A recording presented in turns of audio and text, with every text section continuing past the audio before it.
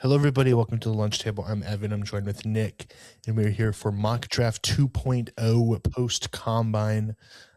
Mock 1.0 was done just by me a few weeks ago, and now that the combine is over, we have some more intel and more stuff to go on. So we'll hopefully be able to have a little bit better of an idea.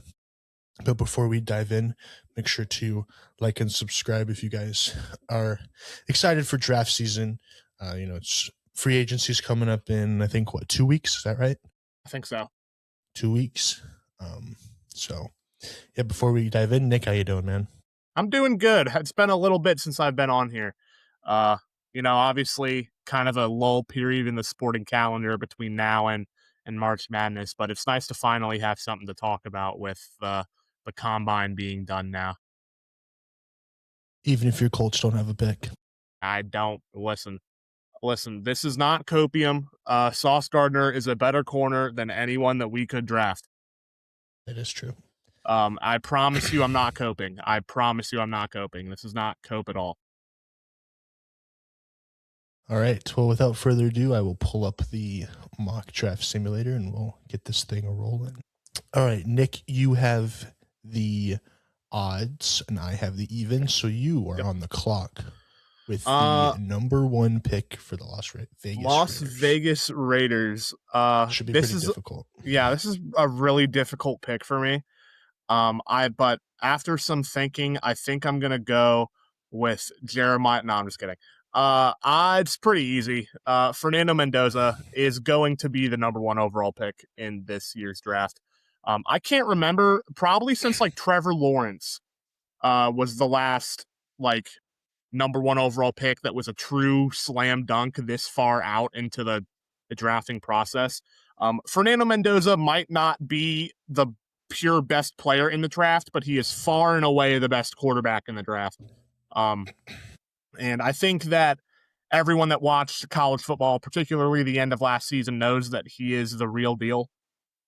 And I do think that he will be the Raiders' best quarterback that they've had in quite a long time.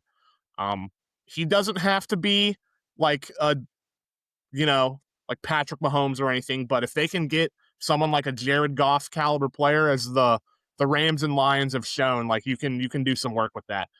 So I think Fernando Mendoza is a great fit for the Raiders. I think he's clearly the number one overall pick. There's not really much else to discuss. Yeah, pretty easy. What did you say? It was minus 8,000 odds? Minus 8,000 on DraftKings to be selected first overall. Yeah, it's a no doubter. All right, so the draft officially starts at 2, as I am on the clock here with the New York Jets. And I am so they just traded Jermaine Johnson for Devondre Sweat. So, they're running more of a 3-4 defense, I believe, with their new defensive coordinator. And so I think the best player for that fit is linebacker of Ohio State, Arvell Reese. Obviously, both of us being Ohio State fans, we've watched him a lot. He's an absolute monster when it comes to like just height, weight, speed. As you saw in the NFL Combine, he ran phenomenally well for someone of his size. And, he had a lot of production early on with Ohio State.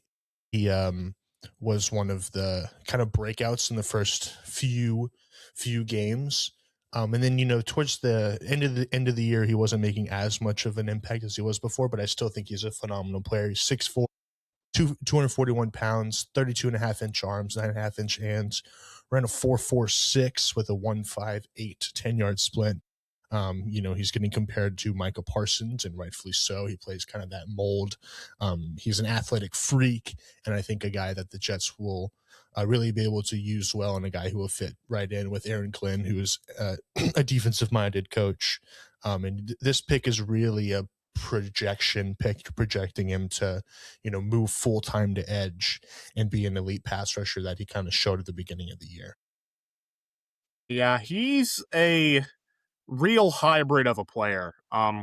Like, we could see he was obviously unbelievable at pass rushing, which is why he's getting a lot of Micah Parsons comparisons. But he's got the athleticism to be a very good coverage linebacker. He could be, I think we know that he could be a real cornerstone of a defense for the next 10 to 15 years. And it would not shock me if he became a Micah Parsons level threat. He's a monster. There's no other way to put it, to be honest with you. All right, you're on the clock with Arizona at 3. At 3, I think that there's talks about them going with an offensive lineman, but they did just kind of draft an offensive lineman draft or two ago with Paris Johnson. So I think they're going to go on the defensive side of the ball. And they do have their pick of the litter with guys like Ruben Bain. Sonny Styles had a great combine. But I think that David Bailey from Texas Tech is the best fit on the edge for them. Obviously, 4.5 second 40-yard dash, great combine, 35-inch vertical jump. Had a great combine, athletic freak. He was really kind of the main threat on Texas Tech's elite defense last year, and I get they played in the Big 12, but if you watched Texas Tech play last season, you knew their defense was legit. It was their offense that had question marks. So yeah, I think David Bailey is a very, very good fit for the Cardinals. Very, very good fit for the Cardinals at 3 here. Yeah, I mean, he led the NCAA in sacks, as you can see with 15, and yeah, big, strong guy who definitely can help on that edge alongside who's the guy that I always forget who they just brought in last year in free agency. That was their big signing. What's his name from the Eagles? From the Eagles, yeah. I always forget his name, but he's good. I'm also blanking on him. Either way, that'll help, alongside him, kind of build up that defensive line. But it is interesting, they are going to be releasing Kyler Murray, so they are going to need a quarterback, but obviously you're not taking a quarterback here at 3. So they kind of are in a BPA position because the position that I think they really, really need, there's just not a guy. It was Josh Sweat is who they got. Josh Sweat, that's who it is. I always forget that for some reason. All right, so David Bailey to the Cardinals. So I'm up on the clock with the Titans at 4. Titans under new head coach Robert Saleh coming from the 49ers. They drafted Kim Ward last year with the first overall pick. He showed some flashes this year of, being the guy for them. And so I think this pick's going to be on the defensive side just because of just the defensive talent that's up here at the top. I do think you could talk yourself into Jeremiah Love just because whenever he gets picked, we'll talk about him, but he's probably the best player in this class. And, with Tajay Spears and Tony Pollard, I don't think that really makes you not draft Love. So I think that could be in play for sure. I think he starts up at 3 and could go anywhere from there to 10. But I'm going to go with the combine darling in Sonny Styles from Ohio State. Another one of the just freakish linebackers that was in Ohio State's linebacking core this past year. And he, had as good a combine as anybody could ever have, with 6'5", 244, 32 and 7/8 arms, 10-inch hands, or 4.6 40-yard dash, 43.5-inch vertical, 11.2 broad jump. Ridiculous testing scores. I think he has a 10 RAS or 9.99, which is, he's the most athletic linebacker that has ever been, tested at the combine. And you pair that up with his, elite tackling, only a 2.2 missed tackle rate. He was, the cornerstone pretty much of that Ohio State defense, along with Caleb Downs. They were kind of, the quarterbacks of that defense. And he had his best game against Indiana in the Big Ten championship, obviously the team that team that was really good, obviously winning the national championship. And yeah, I think he's the complete package. He's a converted safety, so I think there is a world where you kind of run him as like a Kyle Hamilton role, where he's kind of more as a linebacker, but he's great in coverage. I think he's a top. I think he's one of the best players in this class. I think after his combine, there's no question that he's probably going to go in the top 5. Yeah. As a Colts fan, I really hope the Titans don't pick Sonny Styles at number 4. I don't want to deal with that for the next, 10, 15 years. He is a freak. The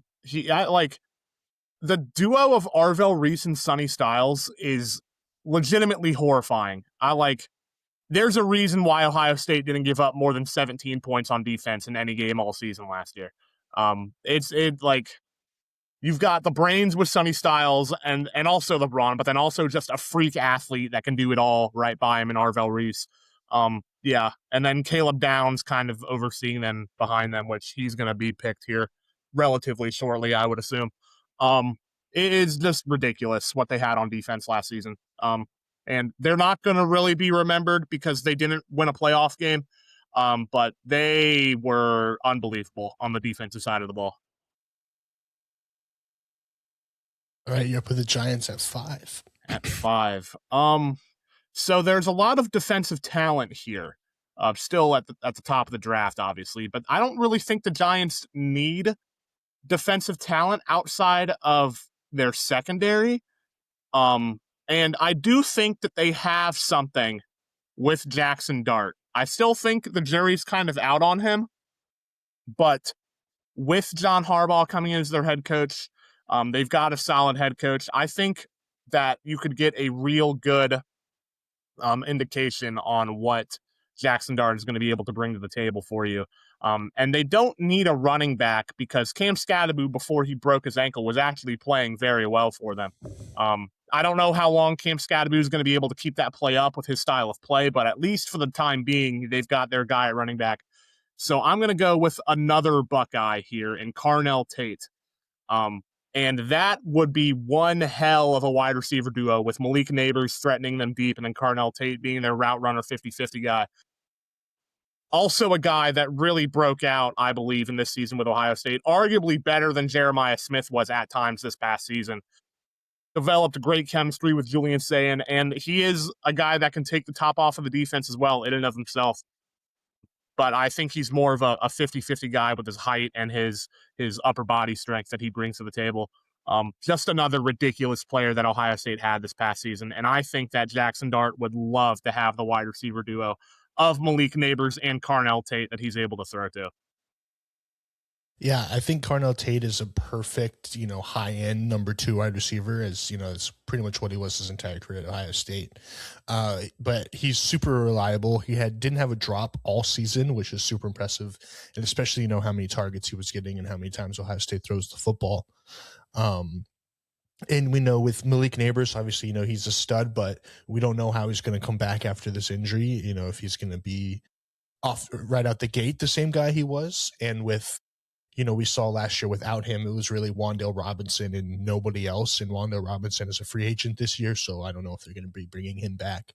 And so I think Carnell Tate fits in perfectly. And it is interesting, he ran a 4.53, and so everyone's kind of freaking out about that. But if you just turn on the tape, it doesn't really, he's just phenomenal. Plus, the known track record of Ohio State wide receivers under Brian Hartline speaks for itself. And so it's hard to see that Carnell Tate's not going to be I think a good spot with New York there. All right, number 6, the Browns, team that also would probably like if Carnell Tate was still there. But I'm going to go on the offensive line, and I'm going to go with Spencer Fano from Utah. Obviously with Shedeur Sanders, there's a lot of questions around quarterbacks still, but again, not really in a spot here to take a quarterback. So you beef up that offensive line, and an offensive line that is getting completely decimated this offseason. I think Wyatt Teller said he's not coming back, a few other guys, and they're all super old and not very good anymore.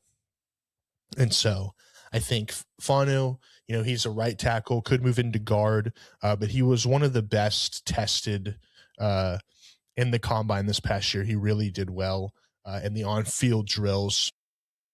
He ran a 4.91, which is pretty good.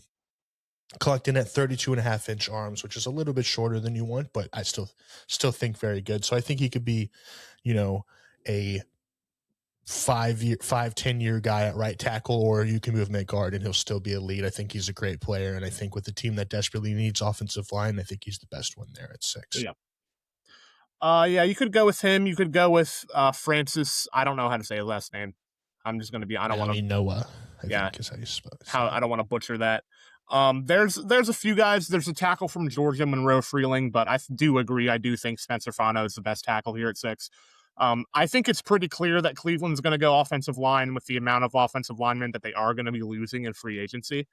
I do think that if Carnell Tate does fall to number 6, you say to hell with it and draft Carnell Tate. But as this played out, I don't think he's going to be there when the Browns are on the clock. They do have 2 first-round picks, so they could do receiver or tackle in either of them. For sure. Number 7, the Washington Commanders. No question about it. Bit of a disappointing season, bit of an injury-riddled season this past year for the Commanders. But one thing does not change. Their defense is still not very good. And the guy like Ruben Bain is here. But I don't know if Ruben Bain is going to be able to solve their entire defense. I think their defense in general kind of needs a bit of an overhaul. So what better player to start a defensive rebuild than a guy that very well may be the best player in this class, regardless of position, and that is Caleb Downs. He is like, if I don't mean to put this lightly, he is like if someone with the intelligence of Dr. Doom in football was on the defensive side. He's played safety his entire year. He is a freak when it comes to tackling players. He does not miss a tackle. He's always in the right place at the right time.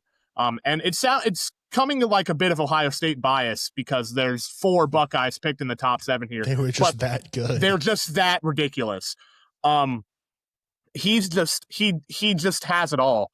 And I get he plays safety mainly, so he's not really like the most valued position in the world. That's why he's not going to get picked in the top 3, I don't believe. But he, in terms of just pure talent, might be the best player in this draft. I have never seen a safety dominate on the defensive side of the ball like Caleb Downs did at Ohio State in his time there, and at Alabama, obviously. And I think that he is the perfect player to start a bit of a defensive overhaul where you kind of need everything on that side of the ball. Yeah, I mean, he was a 3-year starter, all freshman All-American at Alabama, and won a national championship in 2024 with Ohio State. Won the Thorpe Award in 2025 with also at Ohio State. I don't know if you can have much of a better 3-year run than that. You can't really have a better 3-year stretch than what he had. Yeah, and so, I know he's not the biggest guy in the world, and I've seen some, I don't know if they're true reports about like injury stuff, but I don't really give a crap about any of that. We've watched him for 2 seasons. He is the reason Ohio State defense has been so good the last 2 years, and is one of the key reasons why they won a national championship in 2024.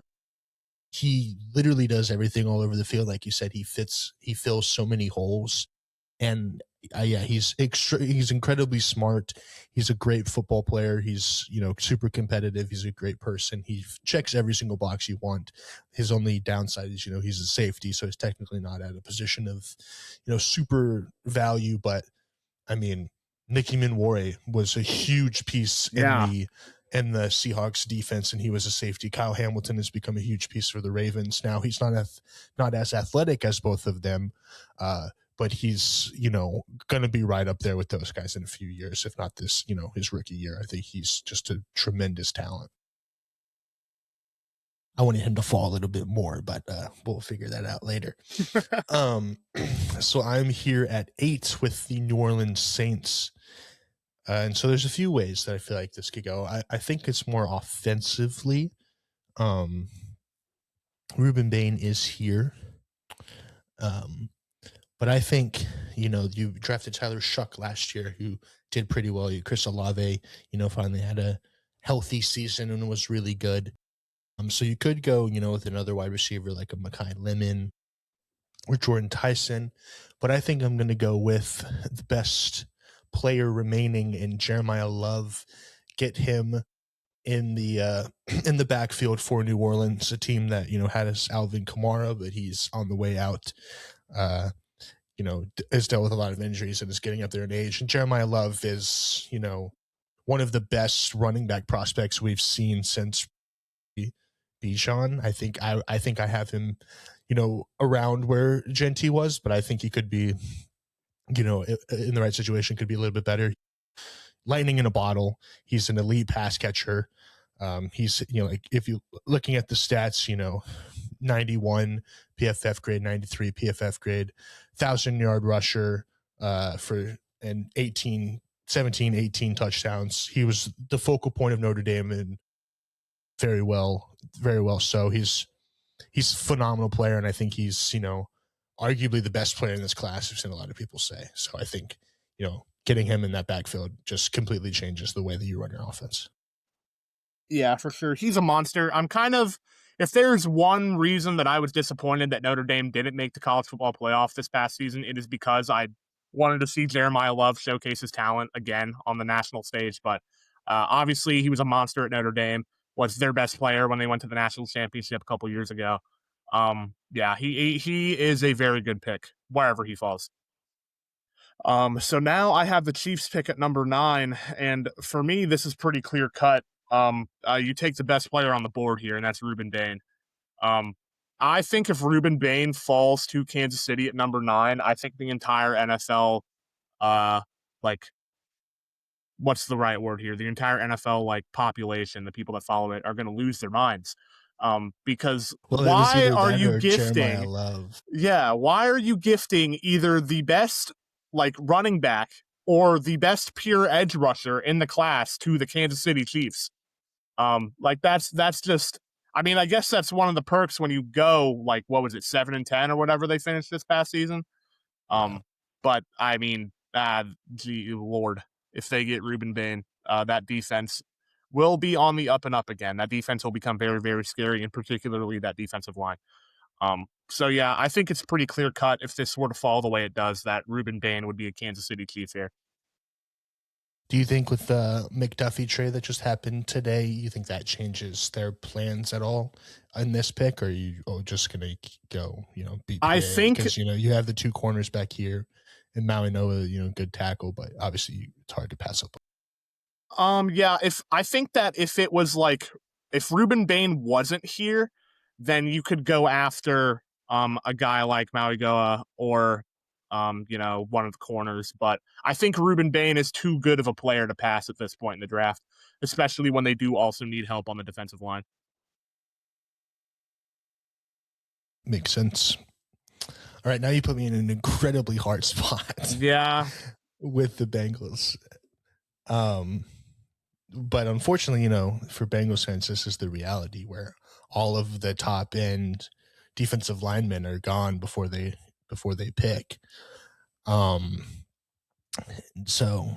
I've seen, for D tackles, I've seen Caleb Banks, but there's problems with him. I've seen Peter Woods, but there's problems with him. I've seen Dylan Thieneman as high as 10 here. He did really well in the combine. Maui Noah, I guess, gives you a tackle or a guard. So yeah, this is the worst. This is the worst case scenario for the Cincinnati Bengals, but it's extremely realistic. Weaver's gonna hate me for this. I feel like the guy that I'm the most sure of out of any of these players would be Maui Noah from Miami. Just because he was phenomenal in the playoff run, obviously going to the national championship at tackle, and I think he could move to guard at 6'6", 315. I don't know if he what his exact arm measurements are, but I think he's in play. Or you just go like Mansour Delane and just get a a good shutdown corner alongside DJ Turner and Dax Hill. Caleb Banks is like I've the hardest position for me to evaluate in this draft has definitely been the defensive tackles, because he was really good in 2024, and then he only played 3 games this past season because of injuries. But he's done really well in the combine, did really well in the Senior Bowl. So it's like, do you take that risk? But I feel like with Bengals fans and everything, they have a kind of a dirty taste in their mouth from the Shamar Stewart pick last year. So I'm just going to go safe. I'm just going to go with Maui Noah, and he's going to play either behind Orlando Brown and Amarius Mims, and then maybe replace Orlando Brown if they move on for him, or you just slide him as a starting left guard alongside Dylan Reisner, and you're perfect there. It does. I mean, the offensive line was better this year, but it's still obviously not where you want it to be. But I think with all of the premier guys, rushers off the board, I think this is the guy that I probably feel the most comfortable with. Tough spot if this were to play out, I would say that this would be a prime trade back candidate for Cincinnati to fall back towards the middle of the first round, with all the top tier defensive talent guys being off the board. And like you said, there's a lot of question marks with the defensive tackles in this year's draft class. So it would not shock me if the board fell this way. They trade back with a team like the Jets or even like the Panthers or something, so they can come up and get a guy that they really would like at pick 10. Pick 11 for me, Miami. You could go with a guy like Mekhi Lemon here, but they have serious questions when it comes to the quarterback position right now. So I think the safer pick is to get the best corner in the draft in terms of combine performance. And you said him a couple minutes ago. It is Mansour Delane from LSU. I think that they need really a guy in the secondary that can kind of get that room back on track while they figure out the quarterback position. They could go with a guy like Mekhi Lemon again, but obviously with the question marks that they do have at that position, I don't love taking a risk on that. But I think that the corner is the place to go here. Yeah, he's the best corner in the draft this year. Him and McCoy, but McCoy, he was out all this past season, and so he has a little bit of health question marks. But Delane was phenomenal to LSU, so I think he's probably been mocked most to the Dolphins at 11, so that makes a lot of sense. All right, I'm on the clock here with the Cowboys at 12. Obviously you're going defense because outside of the Bengals, I think they're one of the worst defenses in the league. So, you still have some guys on this board that you like. Jermon McCoy could be a play at corner. Glenn Thieneman, Keldrick Falk. I've seen a lot of people. Cassius Howe. So, there's a few options for them, but it's definitely on the defensive side. They're tagging George Pickens, so you'll be running him back. They just re-signed Javonte Williams, so you'll have him as well in that backfield. So the offense, is in a pretty good spot, but the defense is not great. They have their 2 defensive tackles in Quentin Williams and Kenny Clark, but they do need linebacker. They need probably corner and safety as well. So I'm gonna go with one of the highest draft combine risers, and that's Dylan Thieneman out of Oregon. 2 safeties go in the top 12. I don't know if that's happened before, but Dylan Thieneman, 4'5", 340, 41-inch vertical at 6 feet, 201 pounds. He's great in coverage. He's great in the run game. And I think much like Caleb Downs, he can come in and plug a lot of holes in that Cowboys defense. Because I don't really feel great about any of the edge rushers still on the board at 12. And then, I guess you could take a flyer on McCoy, but I think Thieneman helps fill a few holes for him. Yeah, they need everything.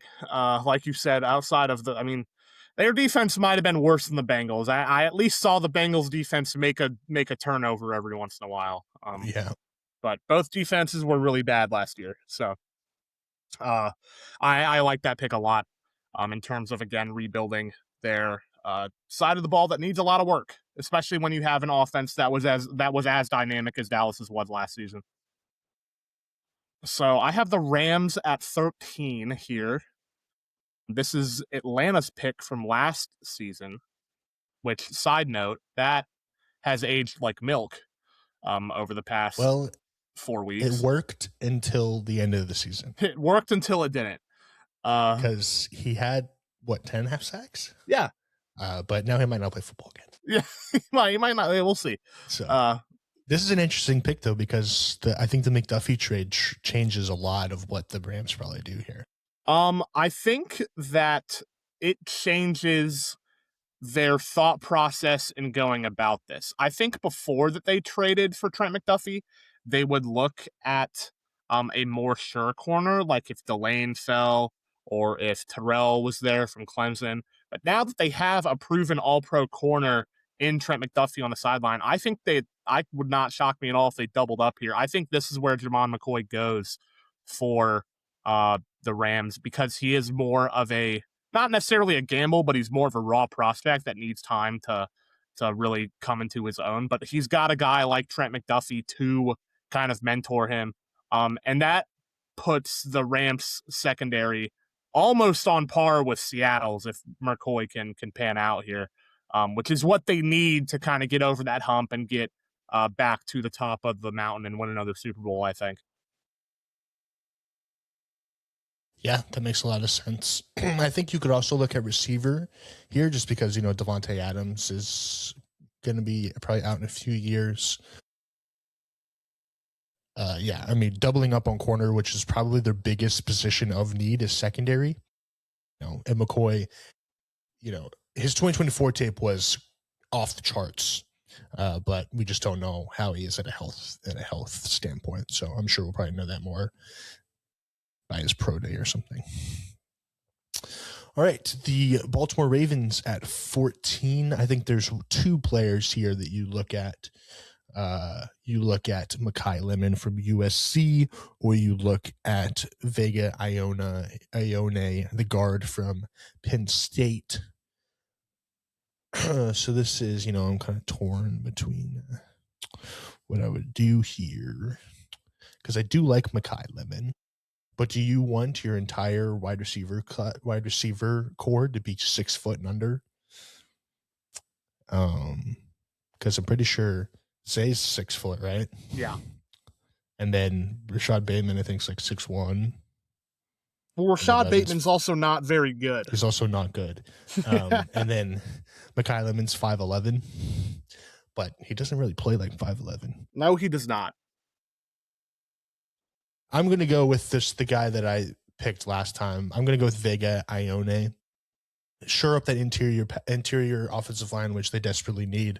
I think, from a pure talent spot, this guy's probably one of the top players in this class as a guard. 87 pass block grade, 90.9 true pass block grade. He was really good at Penn State, obviously. Didn't allow a sack in the last 2 seasons.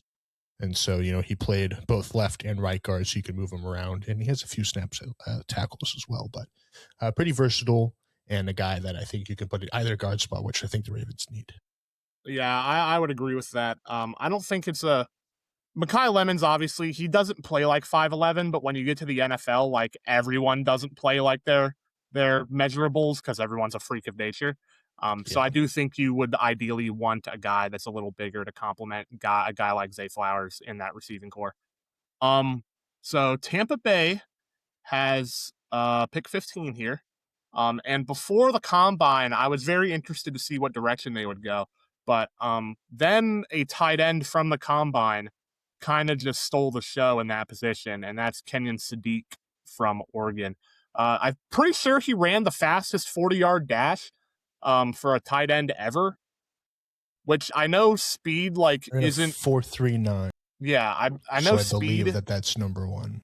isn't like the most important thing when it comes to tight end. You obviously need a guy that can block and this guy's pass rushes and whatnot. But they don't need a receiver because they've got uh, Emeka Egbuka, and I'm pretty sure Chris Godwin's still going to be there.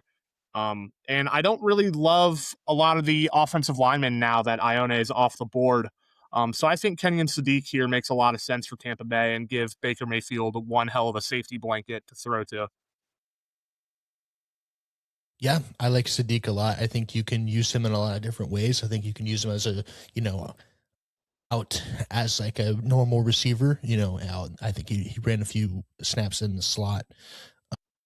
Doesn't say here, but he's a great run blocker. We saw that a lot throughout his time at Oregon. They put him in the backfield sometimes as a fullback, so he's really a tight end that you can put all around. And with Cade Otton being a free agent, I think it would be a good spot. Plus, Baker likes throwing the tight ends. That's just one thing he's been really, really liking tight ends. So I think getting a really good one is definitely big. All right, 16 with the Jets. I am going to. We went Arvell Reese with their first pick, so we helped them on the defensive side. I think their offensive line is in a good spot. So I'm going to go with maybe a little bit of a luxury pick, but I think a pick that is still needed. I'm going to go with Makai Lemon from USC to pair him up with Garrett Wilson. And whatever quarterback they have this next year or they draft in 2027 will hopefully step into a offense that has a pretty good offensive line, 2 good weapons on the outside, and maybe Breece Hall if he's still there. Makai Lemon, I think, is, I think he's up there with Carnell Tate as one of the best receivers in this class. The only issue is he's 5'11", but his player comp is Amon-Ra St. Brown, and he plays exactly like Amon-Ra St. Brown. He can make a lot of really good contested catches. I don't think he ran, so we don't know exactly what his 40 time and all that stuff is. But again, I don't really care. If you just turn on the tape, you can see he was phenomenal at USC. He won the Blitnikoff Award this past year. And I think he's going to be really good. I think he can really complement Garrett Wilson's game. And I think, for a young quarterback to step in probably next year with, I think, a good offensive line and 2 solid weapons, I think that's, quarterback's dream. So I think he fits in pretty well with the Jets at 15. Yeah, I think if the 16. Jets do get Makai Lemon, whatever quarterback they do get, whether it's this year or next year, is going to be, they'll actually have a good offense to surround him with, which I know that we've said the Jets have had a lot of talent for the past 5 years and they've done literally nothing with it. That's kind of just the Jets for you. Yeah. But yeah, I think Makai Lemon would be an awesome pick for the Jets here at 16.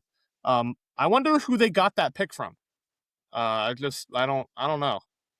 Yeah, I don't know. It's interesting they've got 2 of them. All right, Lions. Must have made a trade at the trade deadline or something. Yeah, it must have made it. It had to have been it was a trade at the trade deadline, actually. Yeah. So Lions at 17 here. They could go on the defensive side of the ball with a guy like Akeem Mesidor from Miami, or a guy like Cassius Howell from Texas A&M.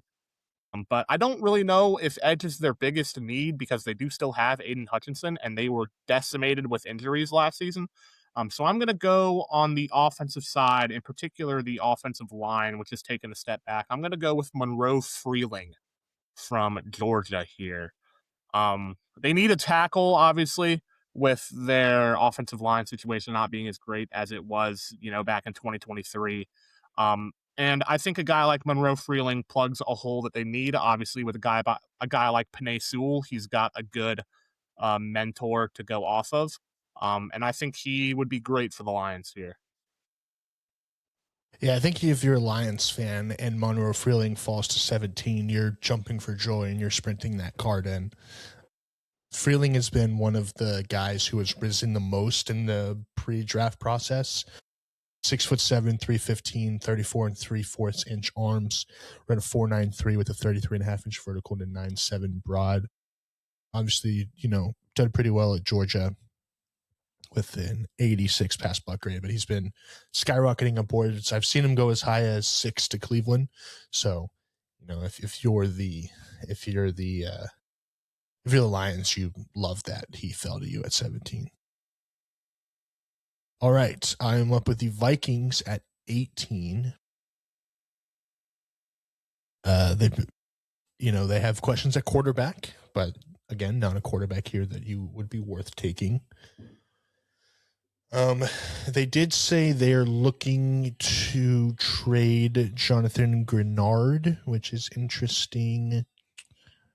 And I'm pretty sure Harrison Smith officially retired, correct? I believe so. Well, I'm going to draft his replacement, and I'm going to go with the third safety in the first round with Emmanuel McNeil Warren, coming out of DBU Toledo. Toledo will have their second first round pick in the 3 years? Yeah, second first round pick in 3 seasons. In the secondary. McNeil Warren, he kind of fits, the typical mold that we're seeing with these safeties. He's 6'3", 1.5, 201 pounds, 32 1/8 arms, run a 4.52 with a 35.5 vertical jump and a 10.2 broad. He was elite at Toledo with a 92 coverage grade, and you think, oh, being in the MAC, the MAC kind of sucks, but one of his best games was at Kentucky in the SEC.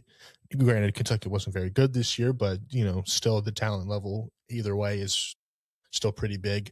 And as you can see here, he played a lot of snaps in the box, a lot of snaps deep, played in the slot a little bit, even lined up on the defensive line and blitzing and stuff. So I think, he fits what your prototypical, the guys like Eamon Warray, the guys like Kyle Hamilton, Derwin James, he kind of fits that mold. And I think with a team that's losing one of their safeties who's been there for forever, I think Brian Flores is going to love Emmanuel McNeil. Harrison Smith has not officially retired, but he is 37, and I would be shocked if he doesn't retire. And I don't think, obviously, he's not as good as he once was. No, he's not. They need a replacement at safety for sure. So I like that pick a lot. Carolina at 19 here. Because Mekhi Lemon is not here, I think it's pretty clear that they're going to go on the defensive side of the ball, and they've got a few guys they can go with. But I'm going to go with the guy that I think is just the best all-around athlete, and that's Keldrick Falk from Auburn. For obviously, it's going to be who they like the most, whether it's him, Akeem Mesidor, Cassius Howell, even a guy like CJ Allen from Georgia, if they want to go on the linebacker core. But I think Keldrick Falk had the best combine. I just think he's the best athlete of the bunch. So I'm just going to go with him for the sake of argument. Yeah, Falk's he's a great player. A lot of people have had him sliding down, but he's more of a run defender. His pass rush is not where you want it to be, but it's still developing. But the good thing is he's only 20 years old, so he's the youngest prospect, I think, in this draft. And like you said, he's super athletic, and he had a lot of production at Auburn. He had 9 sacks in 2024, only 2 this past year, but you see the upside in the flashes with him. And for a team that, I think needs premier edge rushers, I think Keldrick Falk is probably the best one available here. So I like that pick. All right, I'm up again with the Cowboys. I picked Dylan Thieneman with my first pick 12. And so here I'm going to go with an edge rusher because I think they, obviously trading away Micah Parsons, feel that puts you in a pretty tough spot with pass rushing. And so, there's Cassius Howell, Akeem Mesidor. I'm going to go with Mesidor, even though he is 25 years old. If you watched Miami, especially throughout the playoffs, he was as good as Ruben Bain on the other side. He was everywhere. He was everywhere during their playoff run. 13 sacks, obviously. He was, 90 pass rushing grades, 88 run grade. He was just phenomenal. The only thing that people are knocking him for is his age. But for a team like Dallas that wants to win now, you don't really care. You just want a guy who can immediately come in and make a difference, and that's exactly what Akeem Messidor can do. Just turn on the playoff tape from Miami, and you'll just see the hell that him and Ruben Bain had offensive lines in. Yeah, he had obviously Julian Sand kind of in a blender. He had Trinidad Chambliss running for his life most of the game. Obviously, who's the Texas A&M guy? Marcel Reed. Marcel Reed didn't play well against him. Even against Indiana in the national championship, Fernando Mendoza needed a lot of scrambling and avoiding pressure, especially in the second half of that game. So yeah, he was everywhere in the playoff run. And like you said, with a team like Dallas who's got the offense figured out, they just need guys that can improve their defense immediately. So I like that exactly pick. what Messidor can do. Yeah, for sure.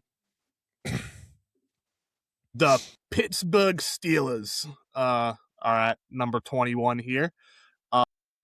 And their defense did take a step back, but in terms of the defensive players here, there's not one that like stands out to me. And they don't really need edge rusher. So I think I'm going to go on the offensive side, and I'm going to draft Jordan Tyson from Arizona State at pick number 21. The Steelers need a receiver, obviously, with no George Pickens there anymore. With whoever is their quarterback, whether Aaron Rodgers stays again or they trot out Will Howard, or I don't know what they're going to do at quarterback, to be quite honest with you. But, Mike Tomlin's not there anymore. It's a new era for the black and gold, even though they hired another head coach that has not made a Super Bowl since 2011. So I don't really know how much that's going to change. But, yeah, I think Jordan Tyson's a good fit for Pittsburgh here at 21. Very good receiver from Arizona State. Yeah, they desperately need wide receiver help. And Tyson, is one of the best receivers in this class. The only reason that he is likely to fall is just because he's had a major injury in all 4 of his seasons. But, you turn on the tape, you can just see he's a elite at tracking the ball. He's very good at, jump balls, great route runner. So he would definitely help a lot. I think this could also be a place where Ty Simpson could go. If they fall in love with him and with Aaron Rodgers, I think likely coming back. He could sit behind Rodgers for a year, and I think that would help. So I think this is probably as early as Ty Simpson would go, would be to the Steelers, but they obviously have a lot of other needs other than quarterback. So, all right, the Chargers here at 22. Obviously, they would probably like offensive line, since their offensive line was horrible this past year. Their offensive line just needs to stay healthy, though. Well, regardless, they still have problems in the interior. But yes, their offensive line would be a lot better if Rashawn Slater and Joe Alt actually played. If they actually stayed healthy. Because those are 2 of the better tackles in the NFL. But I think, they missed. I think they're going to cut Mekhi Becton. I think that's going to happen. I'm pretty sure I saw that today. So I'm going to go on the offensive line, and this may be a weird fit, but I feel like it's the best one available, and it's Caden Proctor from Alabama. He is 6'7", 366. He's a little bit taller of an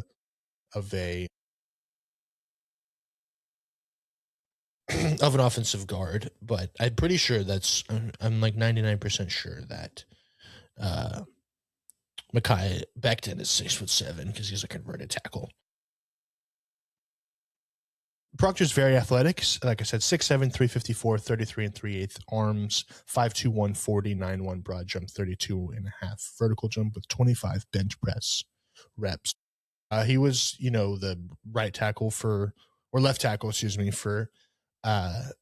Alabama for a long time. As you can see, he played 3 straight seasons at left tackle. So, he could go in at guard, or, you could figure it out. Jim Harbaugh is obviously smart. he'll be able to figure out kind of how to put them together. But he has solid grades, super athletic, and they really just need anybody. So I think he's the best available there. You could probably make a case for like defensive tackle, but they did just draft Kenneth Grant last year. That they did. So Ken Proctor, 22. All right, I've got the Eagles here at pick number 23. And, it's kind of unfortunate that a guy like Kenyon Sadiq isn't here still at 23, but I think he had a really good combine, so I think he's going to shoot up in price. Not in price, position. But I think that I would go with Cassius Howell from Texas A&M here on the edge. They do need edge help. It did take a step back last season. The Eagles last year they have too much talent on that team to be as inept as they were. Which I know part of that might be coordinator issues, but part of that might also be some animosity in the locker room. I don't really know. But I think a guy like Cassius Howell is their best option here at 23 for a position that they do need on the defensive side of the ball on edge. I like it. All right. I am up with the Browns once again. We picked Spencer Fano early, so this one is going to be wide receiver. And so, you have Denzel Boston, who's, more of a tall 6'4" wide receiver. But I am going to go with a guy who has risen up draft boards a lot recently, and a guy who I think will probably be in the first round, and that's Omar Cooper Jr. from Indiana.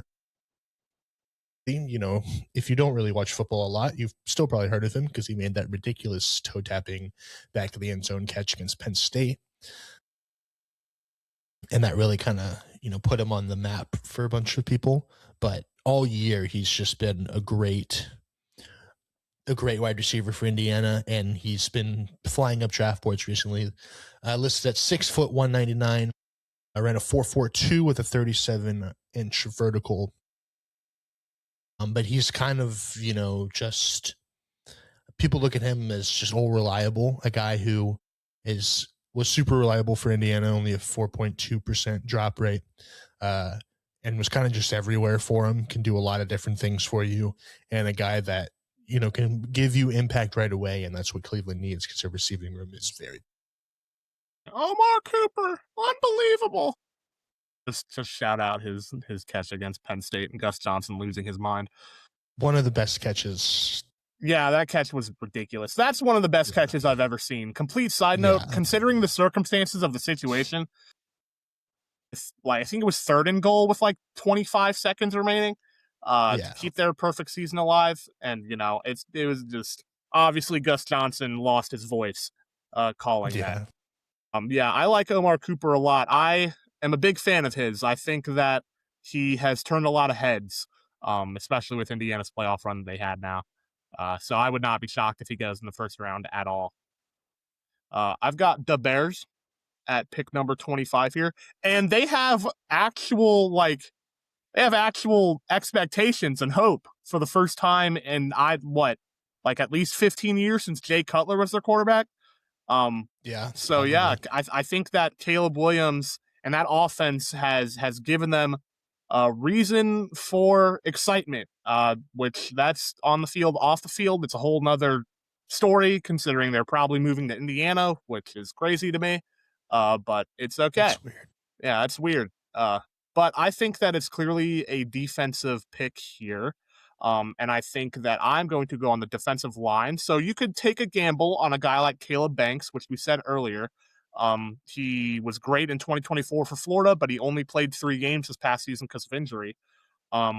So I am going to go with Caden McDonald, another Ohio State player here in the first round. He was their run stopper in the run game last year. I actually think he got better as the season went along. Obviously, their defense didn't have a great time stopping the run against Miami, but Miami was, they gave Indiana their best punch in the national championship game. They were a very, very good team. Outside of that game, Caden McDonald was phenomenal in the run game and in pass rush.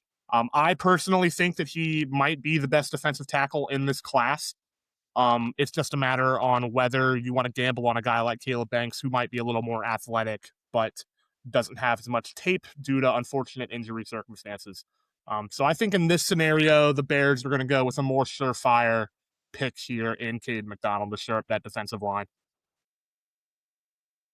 Yeah, I mean, he's obviously a phenomenal run defender. We saw that at Ohio State. The pass rush is still getting there, but he showed a lot of flashes and a lot of tools that you can really work with. So I feel like this year picking anybody on Ohio State's defense is probably not a bad idea. No, I don't think. I think you're going to get a pretty solid player if you pick someone from Ohio State's defense. Yeah. All right, now Buffalo, pretty easy. They need wide receivers pretty badly. So I'm going to give them Denzel Boston out of Washington, another tall receiver, which, maybe they are burned on because of Keon Coleman, but he was very good at Washington, 881 yards, 11 touchdowns, 87.2 receiver grade. I don't know if let me pull up his combine stuff. I don't know it off the top of my head, but he's your prototypical, deep threat receiver, obviously with his size. He caught a lot of jump balls, ran a lot of goal line fades. He did not run, but he had a 35-inch vertical and a 4.28 20-yard shuttle. 6'4", 212, 9.34 hands, 32-inch arms. Really, the Bills just need another wide receiver, and I think even if Keon Coleman doesn't work out, I think he still gives you at least what Keon Coleman can do, if not better. Yeah, for sure. The Bills need a receiver. That's kind of the one thing that they need. Which I got a feel for Bills fans, man. I don't know what more. This was their chance to really, I think, win a Super Bowl. I feel like it's very similar to the Colts in 2005 when they lost to the Steelers at home in the first round, where it's you did literally everything you could, and if it wasn't for if Josh Allen even played an average game against Denver, they probably beat no, they definitely beat the Broncos. They probably beat the Patriots, considering how that game went against Denver. Whether they would have beaten Seattle in the Super Bowl, I don't know, but I think they would have put up they would have put up a better fight than New England did. Yeah. But obviously they need receiver. But I mean, just in general, I don't know where you go from the Bills. Obviously they fired Sean McDermott, promoted Joe Brady. I don't love that hire, but that's another story for another day. But yeah, I think receiver is the clear pick here for Buffalo. And I also think receiver is the clear pick for San Francisco here. So I'm going to go with the last receiver that I would consider picking in the first round, and that's Casey Concepcion from Texas A&M. He was lightning in a bottle at the combine. And I think it would be nice if Brock Purdy had a legitimate deep threat now that Brandon Ayuk is not going to be a 49er. That whole situation was a fiasco as well. Yeah. That's very interesting to look back on. But yeah, I think that a burner like Casey Concepcion would be a great pick for San Francisco here at 27. Yeah, I mean, currently their wide receiver room is Ricky Pearsall and Demarcus Robinson. So obviously that's not great. So Concepcion can come in and definitely help him out. All right, so now you have the Texans here at 28. They just traded Titus Howard for picks. But I don't know if there's an offensive tackle that I really love here. So I'm going to go with a guy who has slipped a lot, and I think a guy that they can, really take the shot on, and that's going to be Caleb Banks from Florida. Obviously, the defense is obviously really good, but the interior, I think they could upgrade a little bit. And you're just hoping to get that Caleb Banks in 2024 and just hoping that his athleticism really pops. I'm just going to read you his crazy combine stats. So at 6'6", 327 pounds, he ran a 5.04 40-yard dash with a 1.676 10-yard split, 32-inch vertical, and a 9.6 broad. So for somebody his size, you should not be moving that fast. No, we should not. But he can. He has 35-inch arms, which is really good.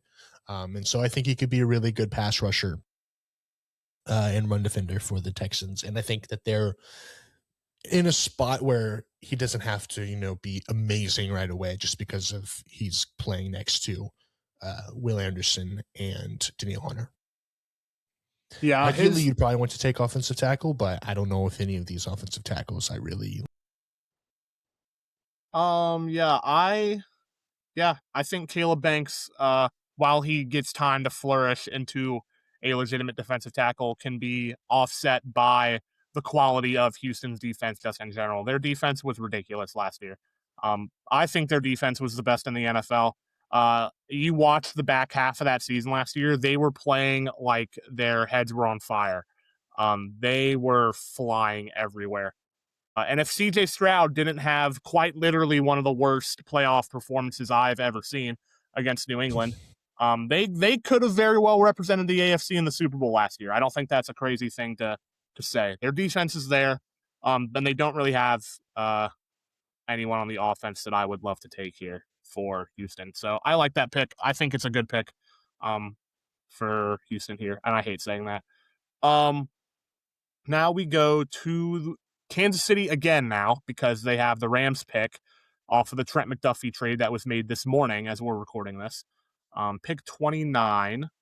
I am going to go with another defensive tackle, and I think this is where Peter Woods goes from Clemson. And hopefully they just solve that defensive line immediately with, Ruben Bain and Peter Woods here. I have a little bit more question marks with Peter Woods, but once you get into this point in the draft and you're not going to get a perfect player. But I do think that he would be very good for the Chiefs defensive line here. Yeah, I think Woods is one of the most polarizing prospects here in the first round. His 2024 tape was really good. He was looked at as one of the top defensive linemen coming into this season, but he took a step back, and everybody kind of took a step back on Clemson this year. It's, do you blame it on scheme? Do you just blame it on, where they put him, or did he actually regress? So it's kind of hard he's been the hardest one for me to figure out. He didn't test, which was interesting. I thought he might, just to try to prove hey, I'm still the guy I was, but he chose not to. So we'll have to wait till his pro day. But yeah, at 29, you take the flyer for sure. And he can learn from one of the best D tackles in our generation, in Chris Jones. All right, the Broncos at 30. They were a Bo Nix injury away from probably going to the Super Bowl. And I am going to help them on defense, even though they don't really need it. Alex Singleton, I think, is a free agent. And you have Dre Greenlaw. So I'm going to go with CJ Allen, the linebacker from Georgia, to kind of help shore up that linebacker room.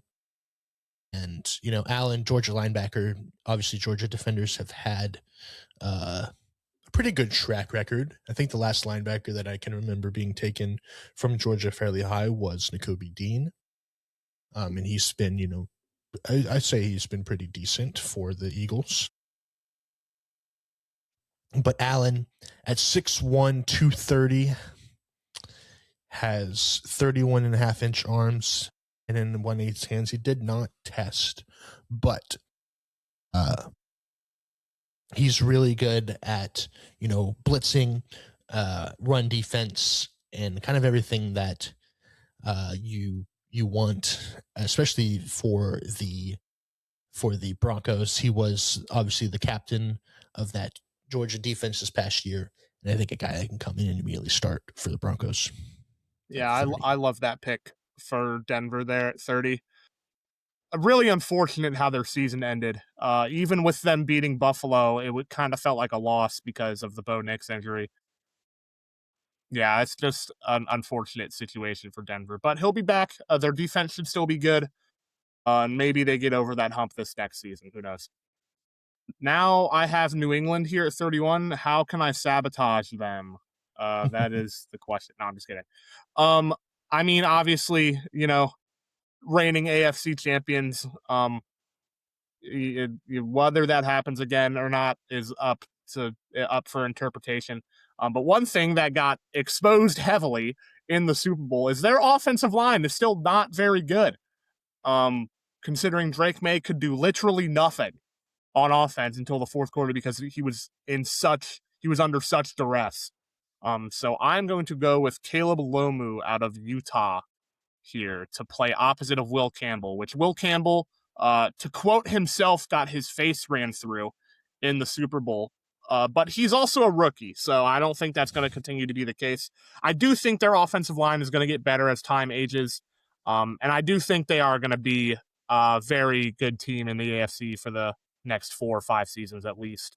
Obviously, they kind of I don't want to say lucked into a Super Bowl because that's not the right word, but I think they kind of made the Super Bowl by default because everyone else in the AFC was just kind of, or had major issues when it comes to quarterback play. So yeah, I'll stick with the offensive line here for New England at 31. Yeah, definitely a big need for them. All right, Super Bowl champs, Seattle Seahawks here at 32. Obviously, their GM, John Snyder, has been phenomenal. And now, building that team, Sam Darnold's resurgence was the biggest story, obviously. Their defense, they made Drake May's life a living hell in the Super Bowl, like Nick mentioned a few minutes ago. And so I'm going to continue to make their defense really good. And I'm going to go in the secondary with Avion Terrell. So they're going to, because Kobe Bryant's a free agent, and Tyreek Woolen, I think, is also a free agent. And so you pair him up with Devin Witherspoon, and I think you're looking at 2 corners that are going to be there and be very, very effective for the next 5 to 10 years. I think Avion Terrell is a great player. Obviously, the younger brother of AJ Terrell, Atlanta Falcon. Like I said, Clemson was kind of weird this year. He's just so sticky in coverage and was just, really one of the only bright spots on that team this year. He's 5'11", 186, 31-inch arms, 34-inch vertical, 10.3 broad. He did not run a 40, but he has great athleticism. He can play inside, outside, and just really has all the tools that you want in a corner. And as obviously you can see how his brother panned out. So if he's anything like his brother, he's going to be a really good corner for a very long time. Yeah, for sure. I like that pick a lot. All right, that concludes our 2026 mock round draft 2.0 post-combine. So we had Mendoza to the Raiders, Arvell Reese to the Jets, David Bailey to the Cardinals, Sonny Styles to the Titans, Carnell Tate to the Giants, Spencer Fano to the Browns, Caleb Downs to the Commanders, Jeremiah Love to the Saints, Ruben Bain to the Chiefs, Francis Maui-Noah to the Bengals, Mansour Deland to the Dolphins, Dylan Thieneman to the Cowboys, Jermon McCoy to the Rams, Vega Ione to the Ravens, Kenyon Sadiq to the Bucks, Mekhi Lemon to the Jets, Monroe Freeling to the Lions, Emmanuel McNeil Warren to the Vikings, Kendrick Folk to the Panthers, Akeem Mesidor to the Cowboys, Jordan Tyson to the Steelers, Caden Proctor to the Chargers, Cassius Howell to the Eagles, Amari Cooper Jr. to the Browns, Caden McDonald to the Bears, Denzel Boston to the Bills, Casey Concepcion to the 49ers, Caleb Banks to the Texans, Peter Woods to the Chiefs, CJ Allen to the Broncos, Caleb Lomu to the Patriots, and Avion Terrell to the Seahawks. So overall, pretty good. I'd say that's a pretty good mock draft, all things considered, without any trades involved. Yeah, I think with trades, obviously a lot of different stuff happened. I think Ty Simpson goes in the first. I think if the Steelers don't take him, I think someone trades back into the late first. I would agree with that. Yeah. But we did not do trades today, so that obviously didn't happen. But he's been kind of getting talked about a little bit more. The classic first round pick that doesn't need to be a first rounder that always happens this time of year. So he'll be a first round pick. I'm 99% sure of that. But we'll see what team takes him. But obviously, we're still pretty early in the process. Free agency has yet to happen yet. So free agency will really kind of shape how these teams look and what these teams' real needs are heading into, obviously, April in the draft. But after the combine, we kind of start getting some intel, start getting they do their initial meetings. Obviously, we get some of the testing, which, may or may not matter depending on the person. But overall, I think this draft's going to be really fun. And it's going to be interesting because usually there's a lot of quarterbacks, but there's only one. So, we had 3 guys going in the top 10 that were not at premium positions. And I picked 3 safeties. Yeah. So, it could get wild. So, should be fun. But that is going to wrap it up for us today. And hope you guys enjoyed. Make sure to like and subscribe if you did. And Nick, hopefully we are talking about maybe some big Colts free agents here next week. Hopefully we are. I don't really have very high hopes, considering their cap situation right now. But who knows? We'll see. Maybe things get wild. Yeah, the free agency always gets wild, so it should be fun. Yeah. All right, thank you all for watching. See you guys in the next one.